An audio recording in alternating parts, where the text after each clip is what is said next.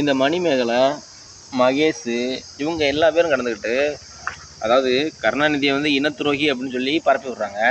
இன்னொரு பக்கத்து பிரபாகரன் வந்துட்டு அவர் ஒரு இனப்படுப்பு கொலையாளர் அப்படிங்கிற மாதிரியான தூண்டி விட்றாங்க. பத்தாததுக்கு எல்லாரும் மேலேயும் அவதூறு பரப்பி விட்டுக்கிட்டு இல்லாத பொய் பித்தலாட்டங்களை பண்ணிக்கிட்டு இங்கே சமுதாயத்துக்குள்ள இங்கே தான் கிடக்குறாங்க. தமிழக அரசு இது வரைக்கும் எந்த நடவடிக்கையும் எடுக்க மாட்டேங்குது. ஆனால் வந்துட்டு பார்த்தோம்னாக்க இவங்க காமிச்சு விட்றதெல்லாம் வேற ஒருத்தவங்கள தான் காமிச்சு விட்றாங்க. இவங்க வந்து காமிச்சு விட்றது பூரா வேற வேறு ஆளுங்களை காமிச்சு விட்றாங்க. குற்றங்களை பூரா இவங்க தான் பண்ணுறாங்க. அப்படிங்கிறப்போ தமிழக அரசு எந்த ஒரு நடவடிக்கையும் எடுக்க மாட்டேங்குது. ஏன்னா கருணாநிதி அவர்களை பற்றி பேசும்போது ஸ்டாலின் அவர்களுக்கு தான் கோபம் வரணும்.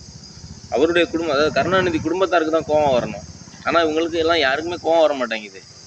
அதாவது மக்கள் தான் கடந்துக்கிட்டு போராடுறாங்க. கருணாநிதி நல்லவர், தலைவர், நல்ல தலைவர்னு சொல்லிட்டு மக்கள் தான் போராடுறாங்களே தவிர அவர் கலைஞர் குடும்பத்தை சேர்ந்தவங்க, அவங்க குடும்ப உறுப்பினர்கள் யாருமே மூச்சு விட மாட்டேங்கிறாங்க, வாயை திறக்க மாட்டேங்கிறாங்க. அவங்கள தான் துரோகி